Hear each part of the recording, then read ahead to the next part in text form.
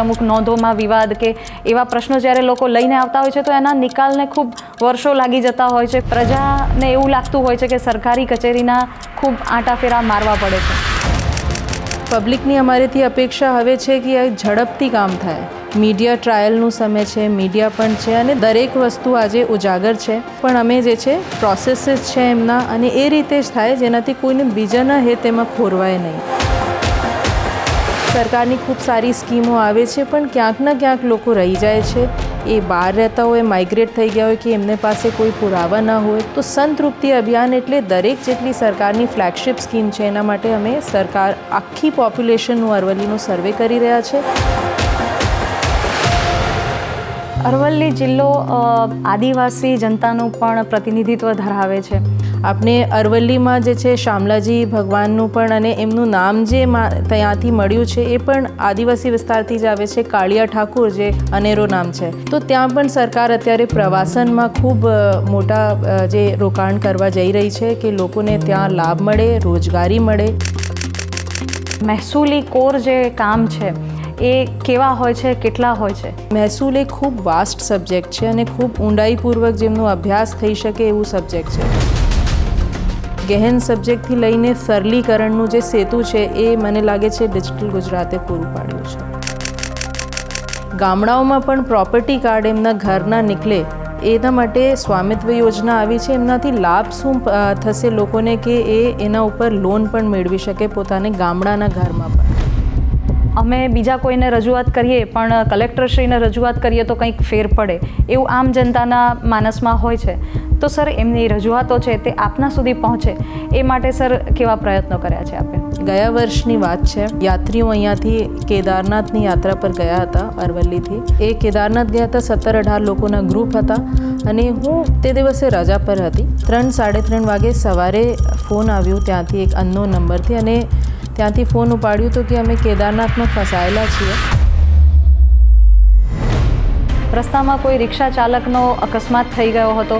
108ની પણ રાહ જોયા સિવાય આપે એને આપની ગાડીમાં જ બેસાડીને આપ હોસ્પિટલ સુધી લઈ ગયા હતા. એ જ પ્રોબ્લેમ છે કે લોકો રોકાતા નથી જોઈને. એમને કામ હોય કે એમને લાગે છે કે હું કાયદાની મૂંઝવણમાં નહીં અટવાઈ જાઉં એટલે રોકાતા નથી. ત્યારે રાહવીર સ્કીમ આવી, એમાં વળતર પણ આપવામાં આવ્યું છે જે ગોલ્ડન આવરમાં હોસ્પિટલ લઈને જાય અને હોસ્પિટલમાં એમને કોઈ મેડિકલ લીગો કેસમાં અટવાયું ન પડે એવું સરકારે હવે વ્યવસ્થા કરી છે. પ્રજાકીય કામોમાં, વહીવટી કામગીરીમાં આપને કેવા પડકારો લાગી રહ્યા છે? એક અધિકારી તરીકે આપ પ્રજા પાસેથી શું અપેક્ષા રાખી રહ્યા છો?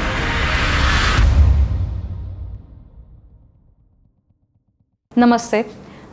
ગુજરાત સરકારના મહેસૂલ વિભાગના રાજસ્વ સ્વરાજ પોડકાસ્ટમાં આપ સૌનું સ્વાગત છે. અરવલ્લીની ગિરિમાળાઓમાં વસેલું અને શ્રી શામળિયા શેઠના દરબારમાં બિરાજેલું આ અરવલ્લી જિલ્લો છે અને આજના આ પોડકાસ્ટના આપણા મહેમાન છે અરવલ્લી જિલ્લાના કલેક્ટરશ્રી અને જિલ્લા મેજિસ્ટ્રેટ શ્રી પ્રશસ્તિ પારીખ મેમ. તો વેલકમ મેમ. નમસ્કાર મેમ. તો સૌપ્રથમ એ જાણવા માંગીશ કે આપની સ્નાતકથી લઈને કલેક્ટર બનવા સુધીની સફર કેવી રહી? ઓકે. સો હું થોડાક એમનાથી પહેલાંથી વાત કરીશ કે હું રાજસ્થાનથી આવું છું અને બચપનથી જે છે જે અમે લોકો મેગઝીન્સ અને બુક્સ વાંચતા હતા બાળપણમાં તો એવું લાગતું હતું અને અમારે ત્યાં સ્કૂલમાં અમુક સમયે કલેક્ટર્સ કે સેક્રેટરીઝ આવતા હતા કે એન્યુઅલ ફંક્શન હોય તો અમે બહુ શોખ લાગતું હતું કે આ શું કામ છે અને કરવું જોઈએ. આ ખૂબ એક ગ્લોરીફાઈડ પોઝિશન લાગતી હતી એટલે સ્વાભાવિક છે કે બાળમનમાં કે એવું બનવું છે. પછી એનાથી સફર શરૂ થઈ કે જે એસ્પિરન્ટ્સ અને જે સિલેક્ટેડ કેન્ડિડેટ્સ હતા એમના ઇન્ટરવ્યૂઝ વાંચતા હતા અને આ કરતાં કરતાં પછી મેં રાજસ્થાનમાં જ ગવર્મેન્ટ એન્જિનિયરિંગ કોલેજથી મારી એન્જિનિયરિંગની ડિગ્રી મેળવી અને એન્જિનિયરિંગ પછી સ્વાભાવિક હતું કે હું એક મિડલ ક્લાસ ફેમિલીથી આવું છું તો મને લાગ્યું કે પહેલાં એક નોકરી મેળવવી જોઈએ અને મેં ઇન્ફોસિસ ટેકનોલોજીસમાં અમુક સમય ત્યાં કેમ્પસ પ્લેસમેન્ટ મેળવ્યું અને નોકરી કરી. પણ મને લાગ્યું કે એક મોનોટોનસ કામ છે એક રીતના જ અને પબ્લિક ડીલિંગ કે કઈ રીતે જે છે આપણે પર્સનાલિટી ડેવલપમેન્ટમાં પણ એક્સપોઝર કઈ રીતે મળે. તો પછી સિવિલ સર્વિસીસના જે છુપાયેલા સપના હતા હવે એ ફરીથી ઉજાગર થયું અને પછી મેં નોકરીમાં ત્યાગપત્ર આપીને અને પછી પ્રિપરેશન કરી અને તૈયારી કરીને આ સફળતા મેળવીને અને પછી મારે ગુજરાત કેડર 2014માં મેં અહીંયા જોઈન કર્યું. પછી જે છે અત્યારે 10 વર્ષથી અહીંયા અમે ફરજ બજાવીએ છીએ. જી સર. સર, આપે જેમ કહ્યું એમ કે આપે રાજસ્થાનથી આપનું એજ્યુકેશન મેળવેલું છે, રાજસ્થાનમાં જ નાનાથી મોટે થયેલા છો. તો સર, રાજસ્થાન અને ગુજરાત આમ તો નેબર સ્ટેટ જ છે, પણ સંસ્કૃતિગત રીતે કે કલ્ચરની રીતે ખૂબ ફેરફારો છે અને ભાષાકીય રીતે પણ વિવિધતા છે. તો સર, એ કલ્ચરમાંથી આ કલ્ચરમાં અને ત્યાંની ભાષામાંથી ગુજરાતી ભાષા, તો સર એ સાથે આપનો નાતો કેવો રહ્યો? આ ખૂબ એક શીખવાની તકથી અને જે હવે એક કોન્ફિડન્સ સુધી આપને સાથે વાત કરી રહ્યા છે ગુજરાતીમાં, એક ખૂબ સુંદર સફર રહ્યું છે. મેં મારા જે અભ્યાસ છે આ ઇંગ્લિશ મીડિયમમાં જ આખું મેળવ્યું છે અને મારું એક્ઝામ પણ મેં ઇંગ્લિશ મીડિયમથી જ ક્લિયર કર્યું હતું. પછી જ્યારે અહીંયા આવ્યા અને હિન્દી દૂર, અને મારા હિન્દી પર એક કમાન્ડ હતી. સ્કૂલ કોલેજમાં ઘણા બધા વ્યાખ્યાનો હિન્દી અને ઇંગ્લિશ બંનેમાં, સ્કૂલમાં ડોક્યુમેન્ટેશન કરવાનું હોય, કોલેજમાં તો હું એ જ ટીમમાં હતી, એડિટિંગ વગેરેમાં. પણ અહીંયા આવ્યા તો પછી ગુજરાતીમાં સ્વાભાવિક છે એક પડકાર લાગી કે આપને બધું જે છે આટલા વર્ષના ભૂલી જઈને તો નહીં, પણ હવે એક નવી લેંગ્વેજ શીખવાની છે અને ખરેખર પડકાર સ્વરૂપ લાગતા હતા. પણ બધા ફાઇલ વર્ક ગુજરાતીમાં થતા તો લાગતું કે કઈ રીતે આપણે શીખશું. એક વખત ખૂબ જ તકલીફી એ લગી શરૂમાં પ્રોબેશનમાં, પણ હું કહીશ કે બંને જ મારા જે સિનિયર ઓફિસર્સ હતા એ પણ ખૂબ સપોર્ટિવ હતા. અને એનાથી કરતાં અહીંયાની ગુજરાતની જે જનતા છે એ ખરેખર જે છે, લોકોએ આ રીતે અમે પ્રમોટ કર્યું કે આપ ગુજરાતી બોલશો તો અમે લાવો મળશે. એટલે લોકોએ અમે એન્કરેજ કરીને અને ધીરે ધીરે શીખતા, અને એક પોઝિટિવ એનાથી કે ભાઈ શીખવાની છે આ ભાષા, તો બોલ્યા, લખ્યા, વાંચ્યા, એ રીતે અનુભવથી ગુજરાતી પણ શીખી ગયા. અને જ્યાં સુધી સંસ્કૃતિની વાત છે, ભારતમાં દરેક રાજ્ય અને ભાષા જે છે આ કોસ પર બદલાય છે અને એમની દરેકની અલગ અલગ સંસ્કૃતિ છે. ગુજરાત અને રાજસ્થાનની એક મહેદ અંશે એક સરખી સંસ્કૃતિ છે. એ જ જે છે બંનેમાં જે ઇતિહાસ છે એ એક જેવું છે, પણ છતાં ગુજરાતની એક અનેરી સંસ્કૃતિ છે. અને આજે હું કહી શકું છું કે મારા રાજસ્થાનની સંસ્કૃતિ કરતાં ગુજરાતની સંસ્કૃતિની વધારે ખબર છે, કેમ કે હું આટલા ગામોમાં રાજસ્થાનમાં નહીં ફરી જેટલા હું ગુજરાતમાં ફરી છું. અહીંયાના તહેવારો જે મને ખબર છે, કેમ કે બાળપણમાં અને શિક્ષણની જર્નીમાં અહીંયા અમે જતા હતા, એટલે બહુ વધારે ઇન્વોલ્વમેન્ટ નહીં થતું સ્ટુડન્ટ લાઈફમાં. એટલે હવે મને જે છે આ ગર્વ છે કે હું મારી કર્મભૂમિમાં મારું વધારે જે છે ઇન્વોલ્વમેન્ટ છે મારી જન્મભૂમિ કરતાં. સર, અરવલ્લી જિલ્લાના સમાહર્તા આપ બન્યા એ પહેલાં આપના જે અગાઉના જે પોસ્ટિંગ હતા, તો એ બધાથી આપને અરવલ્લી જિલ્લાના નેતૃત્વમાં કેટલી સહાયતા મળી? ભારતીય પ્રશાસનિક સેવા એટલે આઈએએસ સર્વિસની એક જે બ્યુટી છે એ જ છે કે અમે ઘણા બધા રોલ્સમાં મારા ફરજ બજાવવાનું અમે તક મળે છે. અને એ જ મને ગુજરાત સરકાર તરફથી પણ ઘણી બધી તક, જે મારા લગભગ 10 વર્ષના હવે અનુભવ છે, એમાં મેં પંચાયતી રાજ ડિપાર્ટમેન્ટમાં એટલે ડીડીઓ તરીકે 2 જગ્યાએ ફરજ બજાવ્યું છે. એસડીએમ હતા, પછી અર્બન ડેવલપમેન્ટમાં રિજનલ કમિશનર તરીકે. એમના અનુભવ ખરેખર જે છે, આપ જ્યારે સમાહર્તા તરીકે જ્યારે જવાબદારી મળે તો આપ સંયોજક હો છો. સમાહર્તા એટલે બધા જ ડિપાર્ટમેન્ટ્સના આપને સંકલન કરવું હોય, એમની કોઈ સમસ્યા હોય તો જિલ્લાના વડા તરીકે આપને એમને સાચવવાનું પણ છે, એમને ગાઈડ પણ કરવાનું છે, અને બધાના સંકલનથી ડિસ્ટ્રિક્ટનો વિકાસ થાય, આ આપણી ફરજ બને છે. એટલે અર્બન ડેવલપમેન્ટથી વાત કરીએ તો Gujarat one of the most urbanised states તરીકે ગણાય છે. તો ડે ટુ ડે જે લોકોની હવે અપેક્ષાઓ છે કે શહેરીકરણની, એ અર્બન એક્સપિરિયન્સથી મળી. ડીડીઓ તરીકેના જે એક્સપિરિયન્સ ગુજરાતમાં મળે છે એ અનપેરેલલ છે, ખૂબ જ સારું હોય છે કે આપ આખી એક મિની સેક્રેટેરિયેટ તરીકે બધું જ જોઈ લો.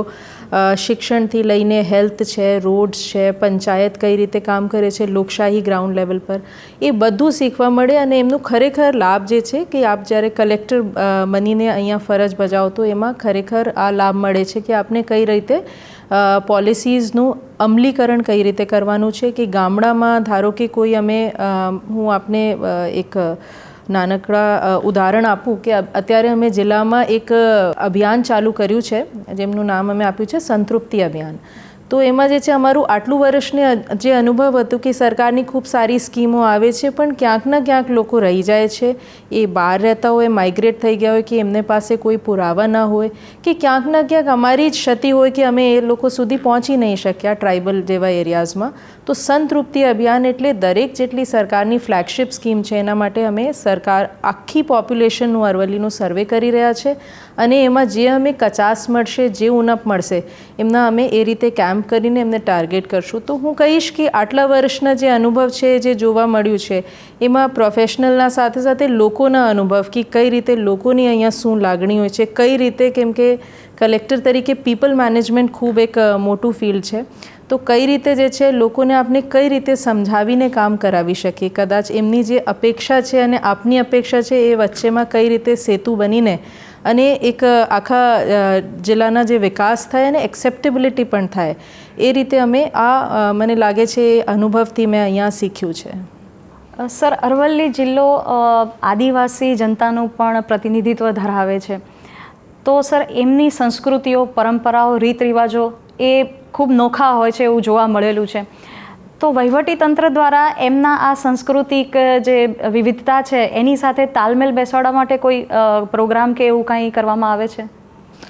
અરવલ્લી જિલ્લામાં વાત કરીએ તો આપણે 2 તાલુકા ભિલોડા અને મેઘરજ આદિવાસી પ્રાધાન્ય ધરાવતા તાલુકાઓ છે અને એટ ધ ફર્સ્ટ આપણે અરવલ્લી જિલ્લાના જે આદિવાસીઓ છે એ બધા બીજા આદિવાસીઓથી આ રીતે એડવાન્સ છે કે એ ખૂબ ભણેલા ગણેલા છે. અહીંયા સુધી કે આપણે બધા જાણીએ છીએ કે ઘણી બધી જે સરકારી સેવાઓમાં છે ઉચ્ચ પદો પણ આ લોકો જે છે એ નોકરી મેળવી છે અને ફરજ બજાવી રહ્યા છે. છતાં જે આદિવાસીઓની સંસ્કૃતિ છે, જે એમના રહેન સહેન, પહેરવેશ હોય, ભાષા હોય એ નોખી હોય છે અને એ આપણે કઈ રીતે એમને સાચવીને છતાં જે છે વિકાસની ધારા સાથે એમને જોડી શકીએ એ જ સરકારના ધ્યેય પણ છે અને એના માટે ઘણા બધા કાર્યક્રમો સરકાર કરી રહી છે. ખાસ આ વર્ષની વાત કરીએ તો બિરસા મુંડા ભગવાનની 150મી જયંતિ આપણે ઉજવી રહ્યા છે અને આના ભાગરૂપે આપણે ઘણા બધા એ લોકોને વિવિધ અભિયાનોથી જોડીને કે આ સ્કીમ્સમાં એમને કઈ રીતે લાભ મળે, ભૌતિક સુવિધાઓ જે છે ગામડા સુધી કઈ રીતે પહોંચે જેનાથી એમના બાળકો જે છે એ આગળ મેઇન સ્ટ્રીમમાં આવે. એમને હેલ્થની દૃષ્ટિએ વાત કરીએ તો અમુક બીમારીઓ, સિકલ સેલ એનેમિયા છે એ ટ્રાઇબલ પટ્ટા પૂરતું જે છે કોન્સન્ટ્રેટેડ હોય છે. એટલે આ રીતે એમની સંસ્કૃતિથી આપણે એમને અલગ નહીં કરીએ, એમના તહેવાર, એમની રીતિ રિવાજ એ પણ સાચવે અને સાથે સાથે આધુનિકરણને સાથે એ લોકો અદ્યતન એ જોડાય વિકાસની ધારા સાથે એ માટે સરકારના પ્રયત્નો ચાલુ છે. આપણે અરવલ્લીમાં જે છે શામલાજી ભગવાનનું પણ અને એમનું નામ જે ત્યાંથી મળ્યું છે એ પણ આદિવાસી વિસ્તારથી જ આવે છે, કાળિયા ઠાકુર, જે અનેરો નામ છે. તો ત્યાં પણ સરકાર અત્યારે પ્રવાસનમાં ખૂબ મોટા જે રોકાણ કરવા જઈ રહી છે કે લોકોને ત્યાં લાભ મળે, રોજગારી મળે. અરવલ્લીના આદિવાસીઓની હું વાત કરવા માંગીશ કે એ લોકો અહીંયાથી છોડીને નહીં જતા. આમ પણ આદિવાસીઓ જે છે જલ, જંગલ, જમીન એમને સાથે આપણે આદિજાતિને વર્લ્ડ ઓવર જોડીએ છીએ અને અરવલ્લીના આદિવાસીઓ જે છે એ માઇગ્રેટ નથી કરતા, અહીંયા જે છે રોજગારી મેળવવામાં વધારે એમનો પ્રયત્ન હોય છે અને સરકારનું પણ આ દિશામાં અભિગમ હવે ચાલે છે. સર, જ્યારે કલેક્ટરશ્રીનું નામ સાંભળીએ ત્યારે સૌથી પહેલાં એમ વિચાર આવે કે મહેસૂલ વિભાગ. તો સર, મહેસૂલી કોર જે કામ છે એ કેવા હોય છે, કેટલા હોય છે? સાચું વાત કહી આપે કે ટ્રેડિશનલી કલેક્ટર નામ જ ટેક્સ કલેક્ટ કરતા હતા આઝાદીથી પહેલાં, એનાથી જ આપણું નામ કલેક્ટર એ મેળવ્યું. પણ આટલા વર્ષમાં આપણે જાણીએ છીએ કે સ્વરૂપ આખું બદલાઈ ગયું છે. ટેક્સ કલેક્શનથી જે છે કઈ રીતે મહેસૂલ વિભાગ લોકોની સેવામાં તત્પર રહે, કઈ રીતે લોકોને દરેક વિકાસના કામમાં, આજની વાત કરીએ તો ઇઝ ઓફ ડુઈંગ બિઝનેસમાં કઈ રીતે મહેસૂલ વિભાગ સહભાગી અને ઇનેબલર બની શકીએ એના માટે જે છે કલેક્ટરના ઇન્સ્ટિટ્યુશન પણ કાર્યરત છે. ડિસ્ટ્રિક્ટના વડા તરીકે અમારું કોર રોલ કહેવા આવીએ તો આ કલેક્ટર તરીકે છે અને આખા તંત્ર છે. એમાં વાત કરીએ તો સૌથી પહેલાં તો જે આપણું રેકોર્ડ છે, જે વર્ષો પુરાનું મહેસૂલી રેકોર્ડ છે એ કઈ રીતે એમની જાળવણી કરી શકીએ, એમનું રેકોર્ડ રૂમથી લઈને અને એમને આપણે આ રીતે જાળવીએ કે જે જરૂરત પડવા પર આ મળી શકે. પછી જે તબદીલી હોય છે એ વારસાગત થઈ શકે છે, કોઈની હક્કમી હોય, વેચાણ વ્યવહારો હોય, એ બધા કઈ રીતે એમની નોંધણી થઈ શકે છે અને આ સમયબદ્ધ થાય અને એમાં કોઈ પણ વિવાદનું નિરાકરણ હોય તો એ પણ આવી શકે. એના સિવાય સરકારી એટલા બધા પ્રોજેક્ટ્સ હોય છે, એના માટે કઈ રીતે આપણે જમીન આપી શકીએ છીએ, કેમ કે જમીન જે છે આ બેસિક આ યુએસપી પણ થઈ શકે છે અને આ એક વીક લિંકેજ પણ થઈ શકે છે. અગર જમીન નહીં મળે તો આપણે ઘણા બધા પ્રોજેક્ટ્સ જોયા છે.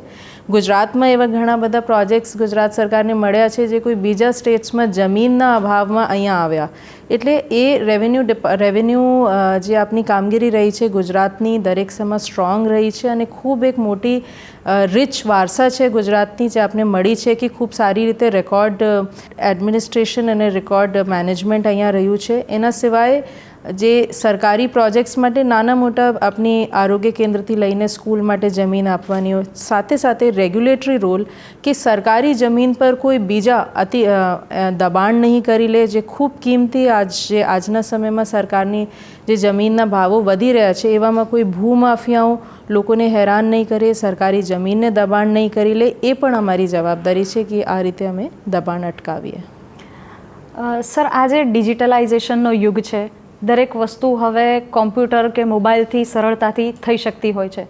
તો સર, ગુજરાત સરકારના એવા કયા ઇનિશિયેટિવ છે, એવા કયા પહેલ ને પગલાં છે કે જે ડિજિટલાઇઝેશનને સાથે જોડીને આમ જનતાને ઝડપથી સુવિધાઓ પ્રાપ્ત કરાવે છે? આપણે જોઈએ આજે ડિજિટલાઇઝેશનનો યુગ છે અને એમનું અગર સૌથી વધારે અગ્રણી તરીકે ઉપયોગ અગર કર્યું છે તો હું કહીશ કે મહેસૂલ વિભાગે કર્યું છે. એમાં આપણે જે આયુરા પ્લેટફોર્મ રહ્યું છે એ આઈ વુડ સે રેવોલ્યુશનરી રહ્યું છે લોકો માટે કે કોઈ પણ તબદીલી કરવાની હોય, સૌથી વધારે જે એગ્રીકલ્ચરથી નોન એગ્રીકલ્ચરમાં ફેરવું હોય જમીનને, કોઈ પણ હેતુ માટે કોઈ કામ કરવા માંગતા હોય, ઘર બનાવવાથી લઈને કોઈ ઉદ્યોગ વિકસાવવા માંગતા હોય, તો એ હવે સિમ્પલ આયોરા પર અરજી કરીને અને ટાઈમ બાઉન્ડ આમાં એ મળી શકે. એમને જે એ એપ્લાય કર્યું છે એના માટે આયોરા છે. એના સિવાય ગરવી સોફ્ટવેર છે. પછી આપને ઈ ધરા છે, કોઈ પણ નોંધ પડાવવાની હોય નાનાથી મોટા વ્યવહાર માટે, એ બધું હવે ખૂબ સરળીકરણ થઈ ગયું છે. એના સિવાય માનનીય પ્રધાનમંત્રીશ્રીએ જે સ્વામિત્વ યોજના લોન્ચ કરી છે એ આજકાલના સમયમાં આપણે જાણીએ છીએ કે શહેરી વિસ્તારમાં તો પ્રોપર્ટી કાર્ડ નીકળતા હતા જ્યારે જમીન નોન એગ્રીકલ્ચર થઈ જાય. હવે ગામડાઓમાં પણ પ્રોપર્ટી કાર્ડ એમના ઘરના નીકળે એના માટે સ્વામિત્વ યોજના આવી છે. એમનાથી લાભ શું થશે લોકોને કે એના ઉપર લોન પણ મેળવી શકે પોતાને ગામડાના ઘરમાં પણ, તો એ પણ સ્વામિત્વ યોજનાથી પોસિબલ થયું છે. એના સિવાય પારદર્શિતા માટે સીસીટીવી બધી જ કચેરીઓમાં લગાડવામાં આવ્યા છે. કેવાયસી કરવામાં આવી છે. એવા ઘણા બધા ડિજિટલાઇઝેશન કરવામાં આવ્યું છે. આપણે રીસર્વે માપણીની વાત કરીએ તો બધું જ હવે જે છે ટોટલ સ્ટેશન સર્વેથી લઈને આ બધું જે છે ડિજિટલાઇઝેશનનો લાભ મહેસૂલ વિભાગે જે લીધું છે એ ખરેખર લોકોની સુવિધા સુખાકારી માટે. અને કઈ રીતે આપ જો મહેસૂલ એ ખૂબ વાસ્ટ સબ્જેક્ટ છે અને ખૂબ ઊંડાઈપૂર્વક જેમનો અભ્યાસ થઈ શકે એવું સબ્જેક્ટ છે.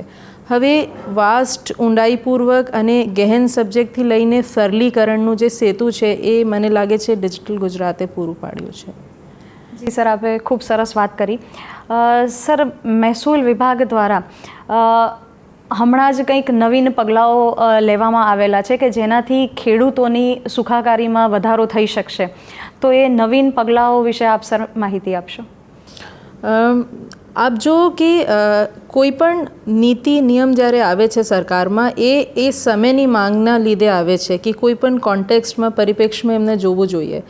ગુજરાતમાં ખેડૂતના જે પ્રતિબંધ હતા કે ખેડૂત ખરાઈ પછી પ્રમાણપત્ર આવ્યું લેટેસ્ટમાં, તો એ કેમ હતા, જે અમે જેટલું વાંચ્યું છે કે ખેતીની જમીનમાં ખેતી ઉત્પાદકતા જે છે એ ખોરવાય નહીં, એ વધારેમાં વધારે ખેતીની ઉત્પાદકતા મળે અને ગુજરાતના જે ખેડૂતો છે એમના હિત સચવાઈ રહે.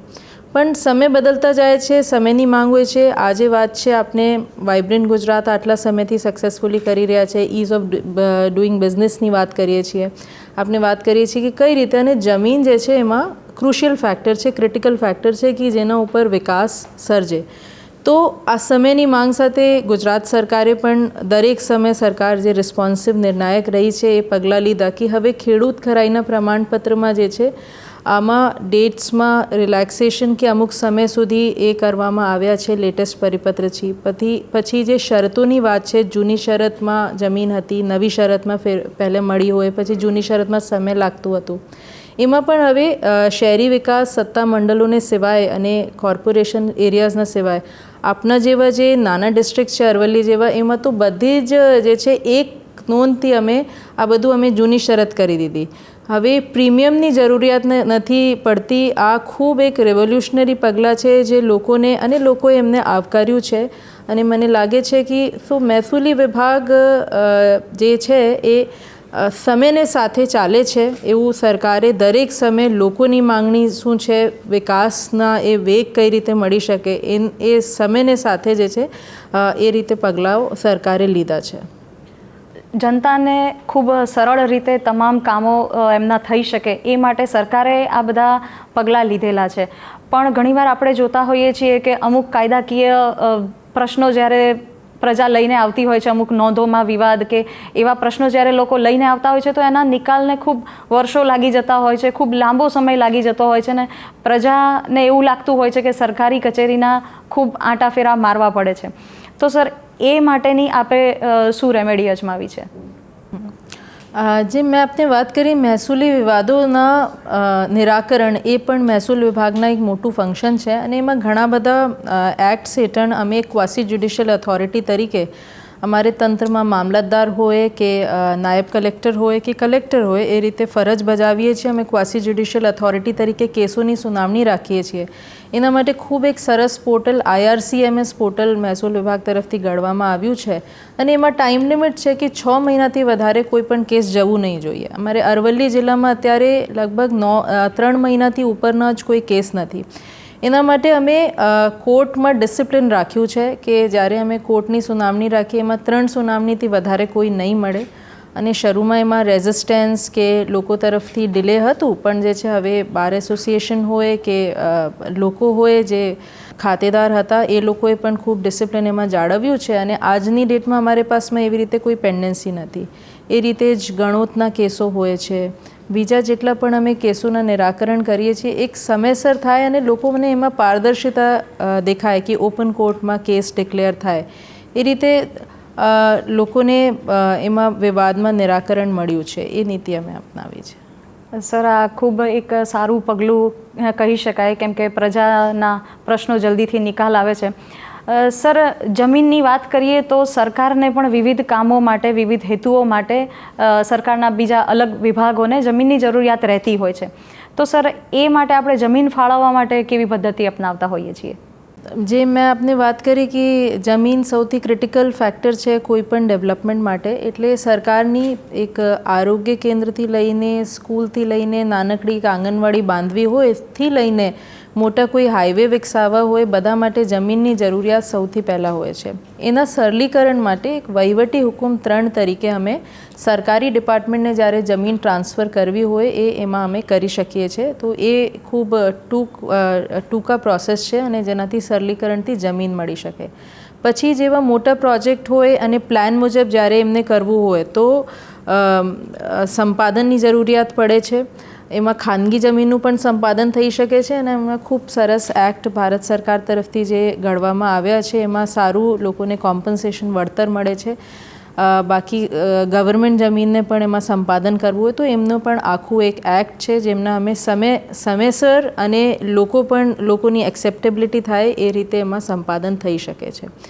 ખાસ જે આપે વાત કરી કે પહેલાં પ્રશ્ન હતા વિવાદોના નિરાકરણ, એનાથી જ રિલેટેડ કઈ રીતે લોકોની અરવલ્લી જિલ્લાની હું વાત કરું તો અમારે ત્યાં જેટલા ડેમ્સ બન્યા છે, મોટા ભાગે જિલ્લાઓમાં એવા પ્રશ્નો હશે અને ડેમ્સમાં જ્યારે જમીનો લેવામાં આવી હતી, અમુક ગામો ડૂબમાં ગયા હતા, લોકોને જમીનના બદલે જમીન પણ આપવામાં આવી હતી અને અમુક જગ્યાએ કોમ્પન્સેશનના પણ આપવામાં આવ્યા હતા. પણ અમુક એમાં પ્રશ્નો રહી ગયા છે કેમ કે એમાં એક કારણ છે કે અમારા જે જિલ્લા અહીંયાથી અલગ થયા, સાબરકાંઠાથી જિલ્લા અહીંયા થયા, એમાં પણ અમુક રેકોર્ડની તકલીફ પડી છે, લોકો પણ બીજી જગ્યા જતા રહ્યા કે ડૂબમાં જતી રહી જમીન, એમના પણ ઘણા બધા પ્રશ્નો એક પડકાર સ્વરૂપે મને અરવલ્લીમાં દેખાય છે. એના નિરાકરણ માટે અમે ખાસ એક કમિટી કોન્સ્ટિટ્યૂટ કરી છે, જેમાં સિંચાઈના અધિકારીઓ છે, મહેસૂલના અધિકારીઓ છે, અને મને જણાવતા આનંદ થાય છે કે એમાં ખાસા પ્રશ્નોનો નિકાલ અમે કર્યા છે. અને લોકો જે 25 વર્ષ કે 28 વર્ષ પહેલાં જો લોકોના જમીનના પ્રશ્નો હતા એ આજે સોલ્વ થયા છે.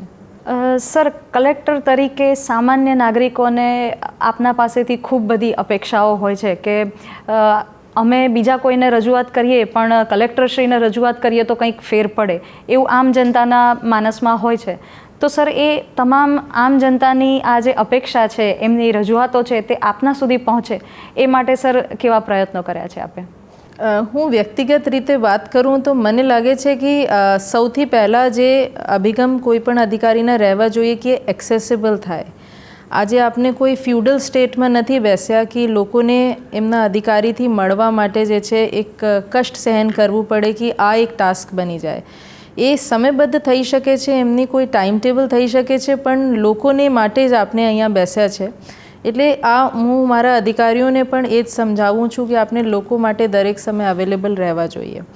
તો એના માટે અમે સમય ઓફિસમાં પણ બાંધેલું છે. હું મંડે અને થર્સડે આખા દિવસ અમે લોકોના પબ્લિક ડે તરીકે જ રાખ્યું છે. એટલે કોઈ પણ આવીને જે છે આપની રજૂઆત મારી પાસે કરી શકે છે, મારા બીજા અધિકારીઓ પાસે પણ કરી શકે છે.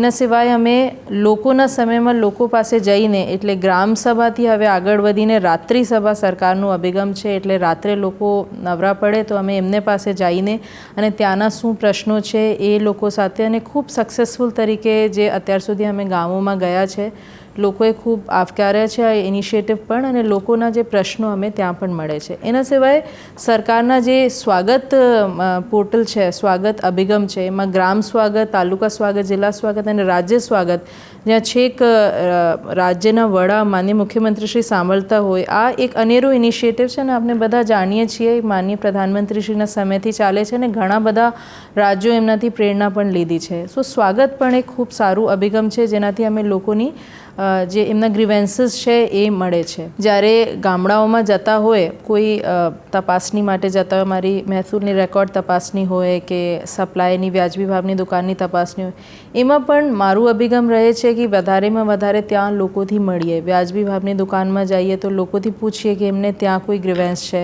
બાકી પણ લોકોની ત્યાં મળીને, એટલે જ્યાં સુધી અધિકારી તરીકે અમે લોકોથી વાત નહીં કરીએ, એમનાથી જાણીએ નથી, તો લોકોને પણ એવું જ લાગશે કે બહુ દૂર છે, એક આઇવરી ટાવરમાં ઓફિસર બેસા છે કે યા તો એસી ચેમ્બરમાં બેસે છે અને ત્યાં કોઈ પહોંચી નથી શકતા. જ્યારે અમે લોકોથી વાત કરીએ તો ઘણું બધું અમે પણ જાણવામાં મળે છે કે અમે ક્યાં સુધારા કરી શકીએ.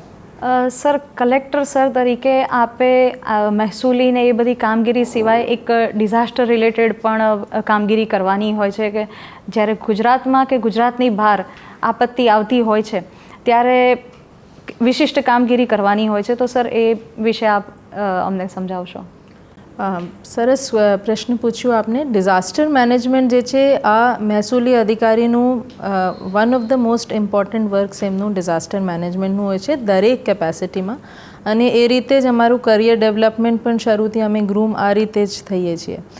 અને ગુજરાતમાં આજકાલ જે સમય બદલાઈ રહ્યું છે, ક્લાઇમેટ ચેન્જની વાત કરીએ, ગ્લોબલ વોર્મિંગની વાત કરીએ, તો બહુ અનપ્રેસિડેન્ટેડ જે છે ક્લાઇમેટ થઈ ગયું છે. દરેક સમય ડિઝાસ્ટરનું ભય બન્યું રહે છે. પણ ડિઝાસ્ટરને જે કહીએ છીએ આપણે એમને પ્રિવેન્ટ નથી કરી શકતા. આપણે એમને મિટિગેશન, રિસ્પોન્સ ટાઈમ કઈ રીતે ઓછું થઈ શકે અને કઈ રીતે આપણે રિસ્પોન્ડ કરીને જાનમાલની હાનિ જે છે એ ઓછીમાં ઓછી થાય, એ જ અમારું પ્રયત્ન રહે છે અને રહેવા પણ જોઈએ. તો ડિઝાસ્ટર મેનેજમેન્ટમાં અરવલ્લીમાં પૂર જેવી પરિસ્થિતિ હજુ સુધી મારે અનુભવમાં બની નથી. છતાં જે છે વરસાદ ક્યારે અતિવૃષ્ટિ થાય તો અત્યારે પણ જેવા બનાવ બન્યા, તો અમે અમારી ટીમ જે છે ત્યાં ફિલ્ડ પર રહે છે. ઇન્સ્ટિટ્યુશનલી અમે વાત કરીએ તો આપણે જિલ્લામાં, દરેક જિલ્લામાં ડિસ્ટ્રિક્ટ ઇમરજન્સી ઓપરેશન સેન્ટર 24 કલાક કાર્યરત રહે છે, જેના નંબર પબ્લિક છે, જેના ઉપર રાઉન્ડ ધ ક્લોક માણસો અમારા અધિકારીઓ ત્યાં બેસે છે. એ રીતે જ કોઈ મોટી વિપત્તિ હોય, રાજ્યમાં બને, જિલ્લામાં બને કે આપણે રાજ્યથી બહાર પણ બને, તો state emergency operation centre state level પર છે. એમને સાથે અમે સંકલન કરીને, એમને સાથે એસ્કેલેટ કરીને એ પણ નિરાકરણ લઈએ છીએ. જરૂર પડે ક્યારે રેસ્ક્યુ માટે તો NDRF અને SDRFની ટીમ્સને પણ બોલાવવામાં આવે છે. એ પણ અમારા સહકાર આપીને એ પણ સક્રિય થાય છે. એના સિવાય જેટલી ડિઝાસ્ટર મેનેજમેન્ટની ટીમ્સ છે, અમારી નગરપાલિકાની ફાયરની ટીમ્સ છે, એમની સતત ટ્રેનિંગ્સ ચાલતી રહે છે, થિયોરિટિકલ અને પ્રેક્ટિકલ. મોક ડ્રિલ્સ અમે કરતા હોઈએ છીએ વિવિધ ઓફિસીસમાં, સ્કૂલ્સમાં, હોસ્પિટલ્સમાં, જેનાથી લોકોની પ્રિપેર્ડનેસ વધે. કેમ કે જે મેં આપને કીધું કે ડિઝાસ્ટરને આપને બચાવી નહીં શકાય, એમના કઈ રીતે કેટલું એમના ઓછું રિસ્પોન્સ ટાઈમ થઈ શકે, પ્રિપેર્ડનેસ કેટલી છે, જેનાથી સૌથી પહેલાં જે કે કોઈ જાનની હાનિ નહીં થાય. આ સંદર્ભમાં મને એક ઉદાહરણ યાદ આવે છે કે ગયા વર્ષની વાત છે અને અમુક યાત્રીઓ અહીંયાથી કેદારનાથની યાત્રા પર ગયા હતા અરવલ્લીથી. મને ખૂબ એક સંતોષકારક એ અનુભવ થયું કે એ કેદારનાથ ગયા હતા, 17-18 લોકોના ગ્રુપ હતા અને હું તે દિવસે રજા પર હતી. સવારેની 3-3:30 વાગે સવારે ફોન આવ્યો ત્યાંથી એક અનનોન નંબરથી અને જે રીતે હું ફોન ઉઠાવીએ છીએ અને મને લાગ્યું કે આ વખતે કોઈ ફોન કરે છે, ખરેખર કોઈ જરૂરિયાતમંદ હશે. ત્યાંથી ફોન ઉપાડ્યું તો કે અમે કેદારનાથમાં ફસાયેલા છીએ.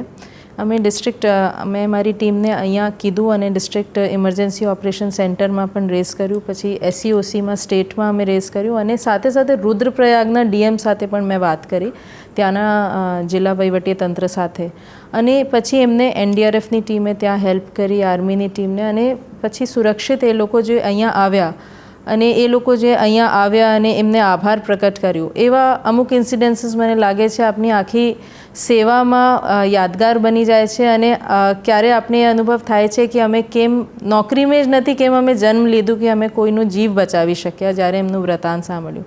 સો ડિઝાસ્ટર મેનેજમેન્ટ અને ડિઝાસ્ટર મેનેજમેન્ટમાં અત્યારે જે છે એમના માયને બદલી રહ્યા છે, એ વધારી રહ્યા છે, પસાર થઈ રહ્યા છે. આપણે બધા જાણીએ છીએ ઓપરેશન સિંદૂર ખૂબ સફળતાપૂર્વક આપણે માનનીય વડાપ્રધાનશ્રીની આગેવાનીમાં થયું. તો એમાં પણ જે છે લોકોની સિવિલ ડિફેન્સ એક હતું, પણ એક નવા ફિલ્ડ તરીકે એક સુષુપ્તથી હવે એક જાગૃત અવસ્થામાં આપણે સિવિલ ડિફેન્સ આવ્યું. સિવિલિયન્સની કઈ રીતે આપણે સેફટી, એમની પ્રિપેર્ડનેસ એવા વોર ટાઈમ્સ માટે પણ રાખીએ, એની પણ આપણે પ્રિપરેશન કરી અને મોક ડ્રિલ્સ થઈ. એના માટે અમે બધા સજગ હતા કે કઈ રીતે અગર કોઈ એવા બનાવ બને તો સિવિલ સપ્લાયઝ ખોરવાય નહીં. એવા ઘણા બધા જે છે પગલાં અને પ્રિપેર્ડનેસ લેવામાં આવ્યા. સર, આપણે મહેસૂલની વાત કરી, ડિઝાસ્ટર મેનેજમેન્ટની પણ વાત કરી, પરંતુ એક કલેક્ટર તરીકે જિલ્લાના તમામ વિભાગો એમની સાથેનું સંકલન ને કોઓર્ડિનેશન સતત કરતા રહેવાનું હોય છે.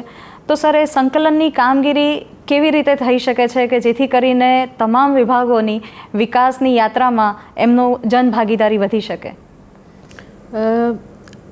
સંકલનની વાત કરીએ તો અમુક એમાં આપ જો ઇન્સ્ટિટ્યુશનલ મેજર્સ છે અને અમુક જે છે વ્યક્તિગત રીતે કઈ રીતે આપણે આપણી ટીમને સાથે સંકલન કરીએ છીએ.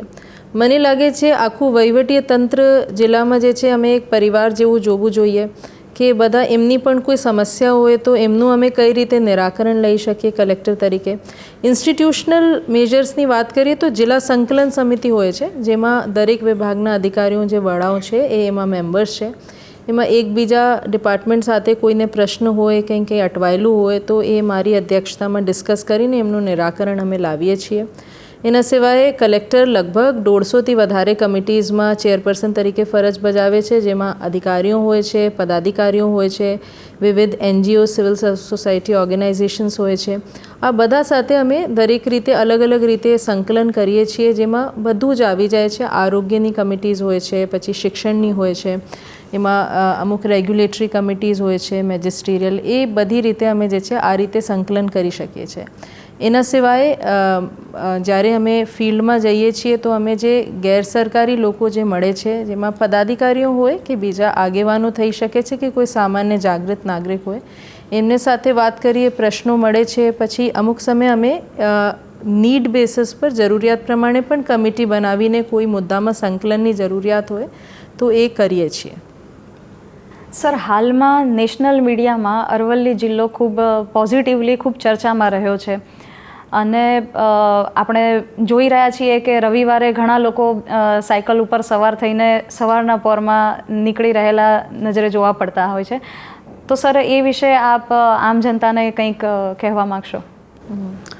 એ ખરેખર અત્યારે સાંભળીને પણ મને ઉર્જાનું સંચાર થાય છે મારે અંદર કે એકચ્યુઅલી એમની શરૂઆત ક્યાંથી થઈ કે ફિટ સન્ડે ઓન સાયકલ અને ફિટ ઇન્ડિયા મૂવમેન્ટ જે આપણે માનનીય વડાપ્રધાનશ્રીએ શરૂ કર્યું, પછી સન્ડે ઓન સાયકલનું એક પરિપત્ર આવ્યું હતું. પણ અરવલ્લી જિલ્લામાં જે છે મને લાગે છે કે પર્સનલ લીડરશિપ અમુક વસ્તુમાં ઇટ મેટર્સ. તો અમે સાયકલિંગ ચાલુ કરી. મેં વિચાર્યું કે અમે એમાં સિટીઝન્સને જોડવું જોઈએ અને જે પહેલાં ઘણા બધા પગલાઓની આપણે જે ચર્ચા કરી વિષયોની કે કઈ રીતે લોકો સાથે સંકલન, લોકોના ગ્રીવન્સ રિડ્રેસલ, મને ફિલિંગ આવી કે એ બધું જ એમાં સમાવેશ થઈ શકે છે એવા ઇનિશિયેટિવ છે. અને ખરેખર જે છે અમે ચાલુ કર્યું જનવરીમાં શિયાળા હતા ત્યારે અમે ચાલુ કર્યું. સવારે 5-6 લોકો આવ્યા સાયકલિંગમાં. અહીંયા નોંધપાત્ર છે કે કલેક્ટર તરીકે ઓર્ડર કરીને અમે ઘણા સમય લોકોને બોલાવીએ છીએ કે એમાં પણ ઓર્ડર નહીં હતું, એમાં એ સ્વેચ્છાથી હતું અને 5-6 લોકો આવ્યા. અમે 5-6 કિલોમીટરની સાયકલિંગની યાત્રા કરી અને જોડતા ખબર નહીં પડી ક્યારે આજે રેગ્યુલર 50 લોકો આવે છે. સવારે 5:30 વાગે લોકો સન્ડેના દિવસે પણ આરામ ત્યજીને આવી જાય છે અને અમે 50 કિલોમીટર સુધી હવે ડેલી દર વીક સાયકલિંગ કરી રહ્યા છે. અહીંયા સુધી કે અમે એક્સપેડિશન 150 કિલોમીટર સુધી પણ કરી ચૂક્યા છે. એ ખૂબ સારું એક સિટીઝન કનેક્ટ ઇનિશિયેટિવ અરવલ્લીમાં રહ્યું છે, જેમાં મહિલાઓ, ગૃહિણીઓ, સ્ટુડન્ટ્સ, ડૉક્ટર્સ, નાના લારીવાલા પણ હોય અને વડીલો પણ, અમુક 60 વર્ષથી ઉપરના લોકો પણ એમાં જોડાઈને અને 50-50 કિલોમીટર સાયકલિંગ કરે છે. વચ્ચેમાં મેદસ્વીતા અભિયાનની જાહેરાત માનનીય વડાપ્રધાનશ્રી કરી અને એમની એક સ્પીચમાં સાહેબે સન્ડે ઓન સાયકલનું પણ જિક્ર કર્યું. તો ખૂબ ઉત્સાહપૂર્વક ફરીથી અમારી સંખ્યા વધી અને લોકો એમાં ખાસા જોડાયા છે. સો મેદસ્વીતા મુક્ત અભિયાનની વાત હોય કે ફિટ ઇન્ડિયા મૂવમેન્ટની વાત હોય, અને મને લાગે છે કલેક્ટર તરીકે એક સિટીઝન કનેક્ટ ઇનિશિયેટિવ કે મને લોકોથી, વિવિધ ક્ષેત્રોના લોકોથી ખબર પડે છે. આ ખરેખર એસી ચેમ્બરથી બહાર નીકળીને ખુલ્લી હવામાં જઈને ઘણા બધા અમે ખબર પડે છે કે શું ચાલે છે જિલ્લામાં, મને ક્યાં વધારે કામ કરવાની જરૂરિયાત છે. ફોર્ચ્યુનેટલી એમને નેશનલ મીડિયાને પણ એમને ટ્રેક્શન આપ્યું છે. ખૂબ દરેક રીતે જે છે એમની નોંધ લેવામાં આવી છે, તો લોકોમાં ઉત્સાહ વધ્યું છે. આ મંચથી પણ હું ફરીથી અપીલ કરીશ કે લોકો જે છે કોઈ ના કોઈ 1 કલાક પોતાના શરીર માટે, હું મારા અધિકારીઓને પણ કહું છું કે એમને આપવું જ જોઈએ, જેનાથી સ્વસ્થ શરીર રહે તો આપણે સ્વસ્થ મગજ એમાં વિચરે. સર, આપે ખૂબ પ્રેરણાદાયી વાત કરી. લાગે છે આવતા રવિવારથી ખૂબ વધુ સંખ્યા આમાં જોડાશે.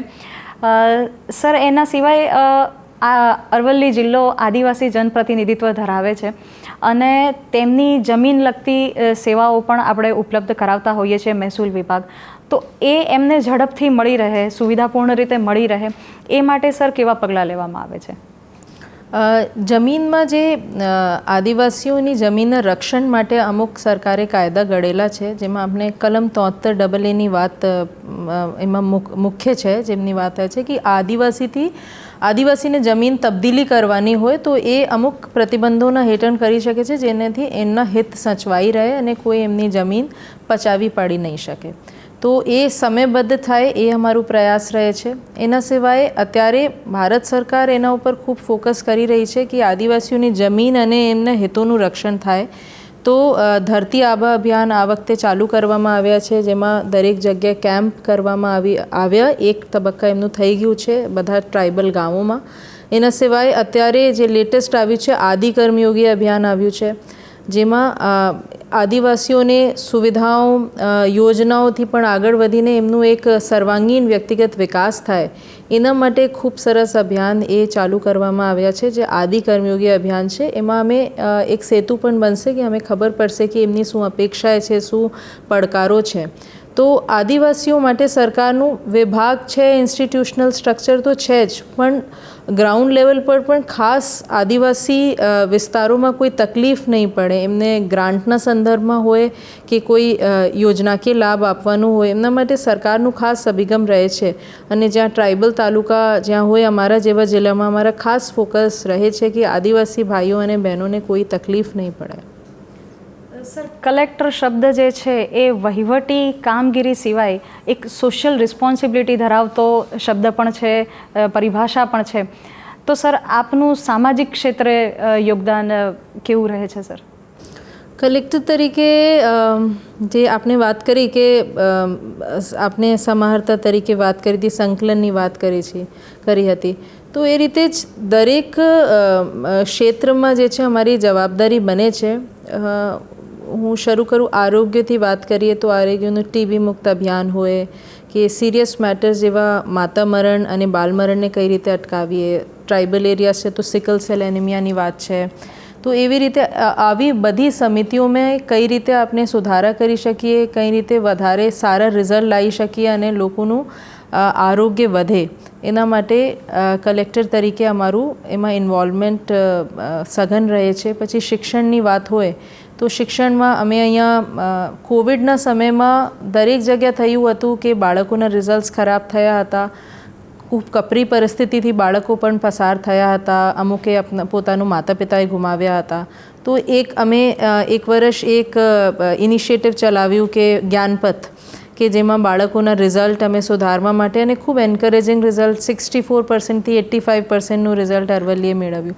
તો શિક્ષણ હોય, પછી પોષણની વાત છે, કેમ કે બાળકો સારા નાના બાળકોમાં જે શરૂના 2 થી 4 વર્ષના જે સમયો છે ત્યાં આપણે રોકાણ કરીએ એમના આરોગ્યમાં, શિક્ષણમાં, તો જે આગળ સારા નાગરિક બને. સો શિક્ષણ, પોષણ, પછી એના સિવાય પણ બાળ સુરક્ષાના અમુક મુદ્દા હોય છે કે પોક્સો એક્ટની અમલવારી હોય કે બાળકોને જે અવેરનેસ ગુડ ટચ બેડ ટચની આપવાની હોય, કે દત્તક લેવાના બાળકો. ખૂબ અત્યારે મારે એક સેટિસ્ફેક્ટરી એ થયું અનુભવ કે જ્યારે ઘણા સમયથી લોકો દત્તક લેવા માંગતા હતા અને પછી એ લોકોએ દત્તક લીધું તો એક ઇમોશનલ મોમેન્ટ બન્યું હતું.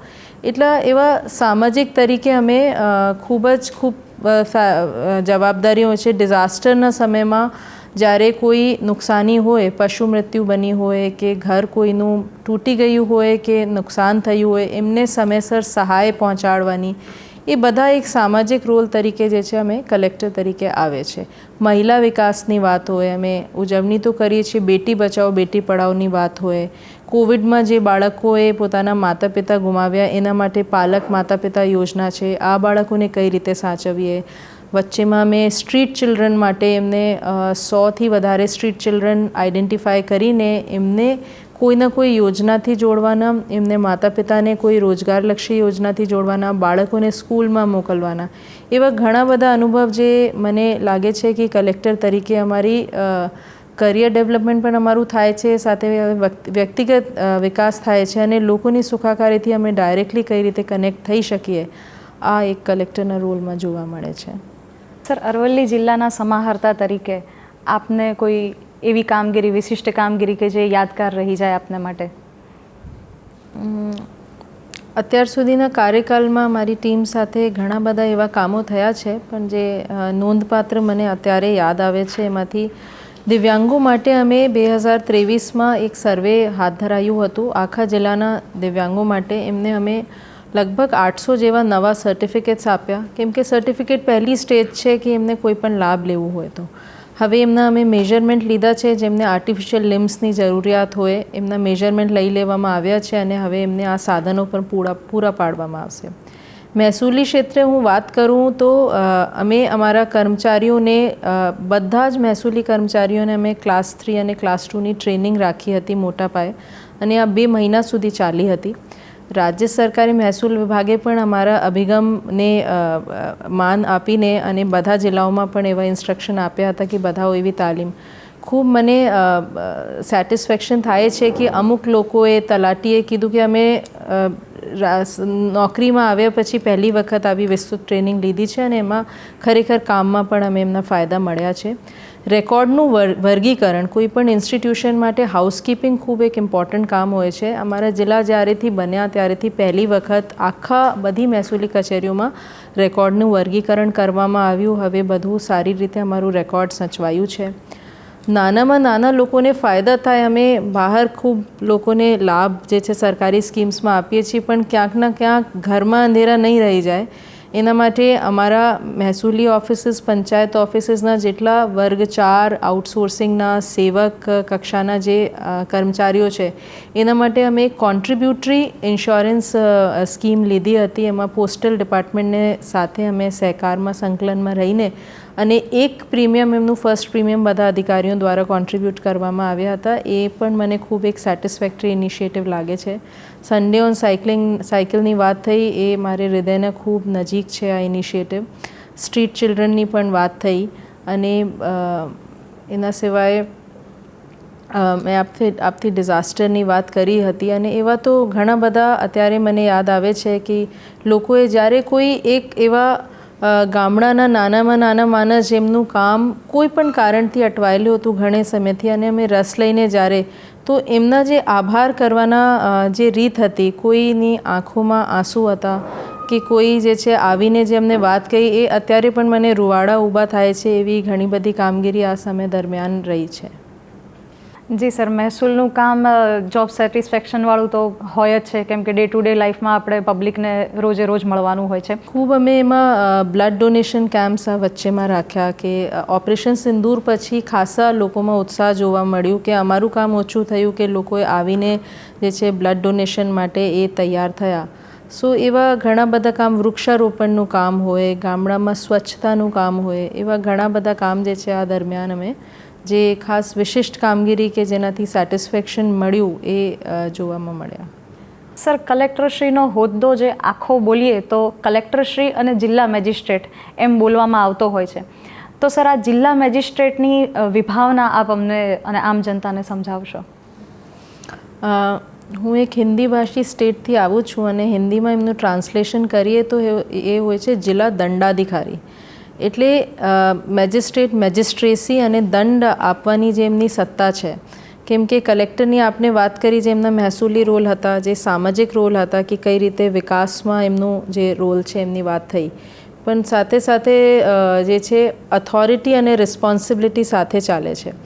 એટલે જ મેજિસ્ટ્રેસીના જે રોલ છે, કાનૂન કાયદા વ્યવસ્થામાં જે એમનું રેગ્યુલેટરી રોલ છે, એમાં દરેક વસ્તુ આવી જાય કે હોટલોની ચકાસણી હોય કે ગેસ્ટ હાઉસની તપાસણી હોય કે ફૂડ, જેટલી પણ ખાના પીના ખોરાકની વસ્તુઓ હોય, દવાઈઓની, એમના દરેક વસ્તુ પર જ્યાર સુધી રેગ્યુલેશન અંકુશ નહીં રહેશે તો બનાવ બની શકે છે, ફ્રોડ્સ થઈ શકે છે, લોકોના સ્વાસ્થ્યથી લઈને એમના નાણાં સાથે છેડા થઈ શકે છે.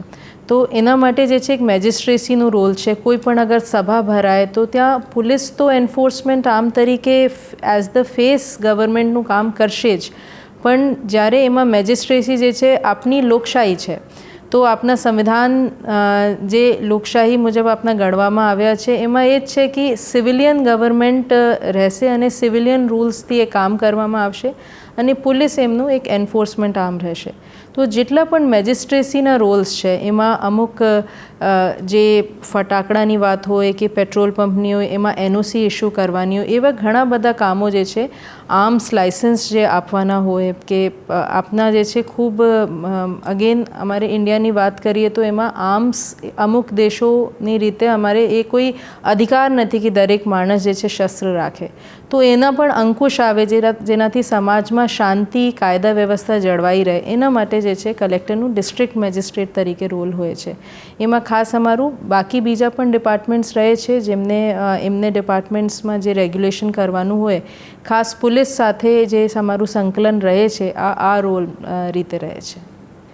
સર, એવું સાંભળવામાં આવે છે અને એવું માનવામાં પણ આવે છે કે એક પ્રશાસનિક અધિકારીમાં એમ્પથીનો ગુણ જે હોય છે એ ખૂબ મહત્ત્વનો ભાગ ભજવી જતો હોય છે. સર, આપના વિશે હાલ એક પ્રસંગ પણ મને યાદ આવી રહ્યો છે કે આપ ફિલ્ડ વિઝિટમાંથી પરત ફરી રહ્યા હતા અને રસ્તામાં કોઈ રિક્ષા ચાલકનો અકસ્માત થઈ ગયો હતો. 108ની પણ રાહ જોયા સિવાય આપે એને આપની ગાડીમાં જ બેસાડીને આપ એને હોસ્પિટલ સુધી લઈ ગયા હતા. તો સર, આપનો આ ગુણ જે છે એમ્પથીનો, એ આપ સર વહીવટી કાર્ય પ્રણાલીમાં કેવી રીતે વણી લો છો સર?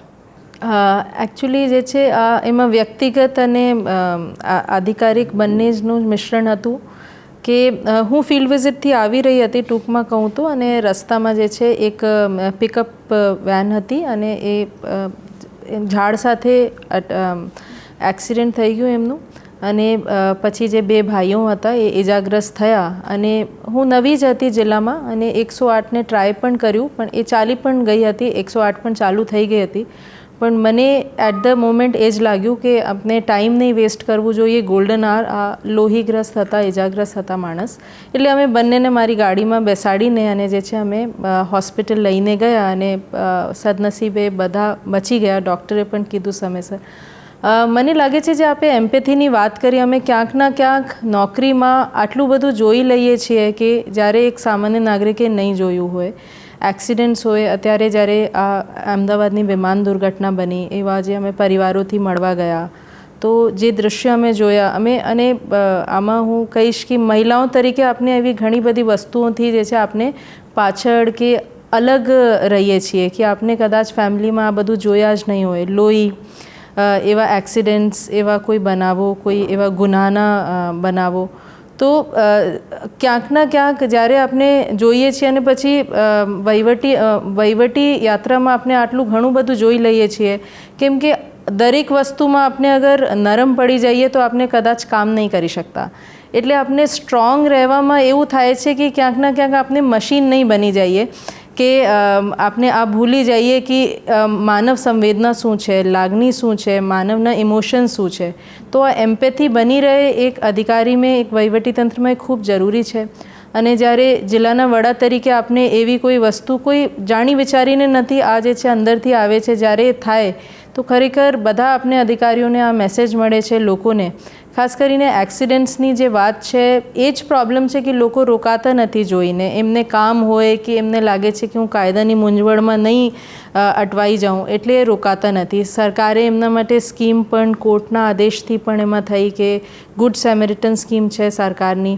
પછી અત્યારે રાહવીર સ્કીમ આવી, એમાં વળતર પણ આપવામાં આવ્યું છે જે ગોલ્ડન આવરમાં હોસ્પિટલ લઈને જાય અને હોસ્પિટલમાં એમને કોઈ મેડિકલ લીગો કેસમાં અટવાયું ન પડે એવું સરકારે હવે વ્યવસ્થા કરી છે. તો મને લાગે છે કે આ હતું સ્વતઃ, એમાં કોઈ આયોજન નહીં હતું આ મોમેન્ટમાં, આ ઇન્સિડન્ટમાં, પણ આનાથી ખૂબ એક પોઝિટિવ સંદેશ લોકોમાં પહોંચ્યું કે જ્યારે હું રોકાઈ શકું છું તો એ પણ રોકાઈને કોઈની જીવ બચાવી શકે છે. બિલકુલ સર, પોઝિટિવિટી આપણા લીડરમાં હોય તો એ નીચે પ્રજામાં પરકોલેટ થતી જ હોય છે. સર, અંતમાં હું આપને એ પૂછવા માંગીશ કે આગળ જતાં પ્રજાકીય કામોમાં, વહીવટી કામગીરીમાં આપને કેવા પડકારો લાગી રહ્યા છે અને એક અધિકારી તરીકે આપ પ્રજા પાસેથી શું અપેક્ષા રાખી રહ્યા છો?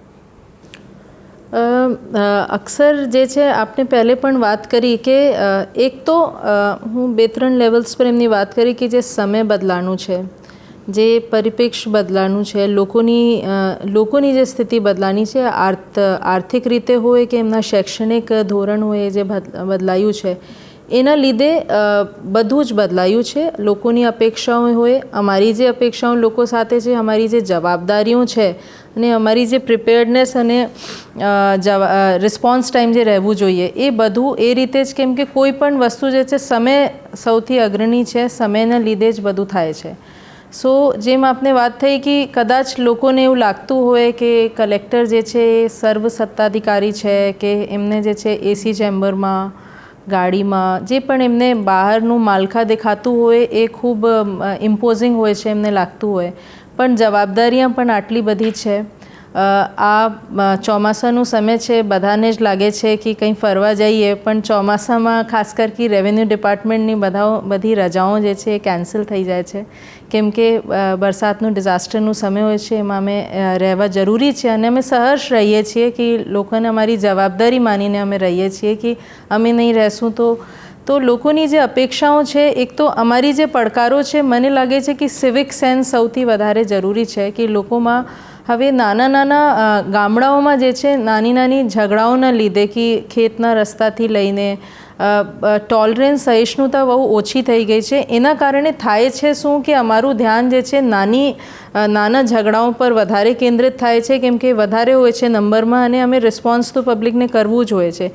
એના લીધે જે છે મોટી વસ્તુઓમાં ક્યાંક ના ક્યાંક એ છૂટી જાય છે, જે અમારું ખાસ રોલ હોવું જોઈએ કે મોટા મેક્રો લેવલ પર જિલ્લાને કઈ રીતે આગળ લઈ જઈ શકાય. પછી પબ્લિકની અમારેથી અપેક્ષા હવે છે કે આ ઝડપથી કામ થાય. તો પર સરકારમાં જે છે કાયદાથી જ ચાલવામાં આવે છે, કાયદા જે ઘડવામાં આવે છે અમારું ફરજના ભાગરૂપે પણ છે, અને પછી કોર્ટના પણ લોકો જે છે કોર્ટને પછી એપ્રોચ કરે તો અમારી ત્યાં પણ જવાબદારી બને છે. મીડિયા ટ્રાયલનું સમય છે, મીડિયા પણ છે, અને દરેક જગ્યાએ મને લાગે છે આજે અમે ભલે જ આ ચેમ્બરમાં ગ્લાસ ન હોય પણ અમે ગ્લાસ ચેમ્બર્સમાં બેસીને કામ કરી રહ્યા છે. દરેક વસ્તુ આજે ઉજાગર છે, અને એ સારી વાત છે કે ટ્રાન્સપરન્સી પારદર્શિતાનો સમય છે. તો લોકોની અપેક્ષા જે છે, તો મારી લોકોથી એ જ કહેવું છે કે ભાઈ અહીંયા જે બેસે છે દરેકનું અભિગમ એવું જ હોય છે કે સારુંમાં સારું કામ કરીને અમે અહીંયા જેટલા પણ સમય રહેશું તો યાદગાર વિશિષ્ટ કામગીરી એ જ રહેશે. મને આજે મોટા ઘણી બધી સ્કીમ્સમાં થયું છે ટાર્ગેટ, પણ મને આજે આપને સાથે વાત કરી એ જ યાદ આવે છે કે ક્યારે કોઈ એક ગરીબના કામ કર્યા, જરૂરિયાતમંદનું.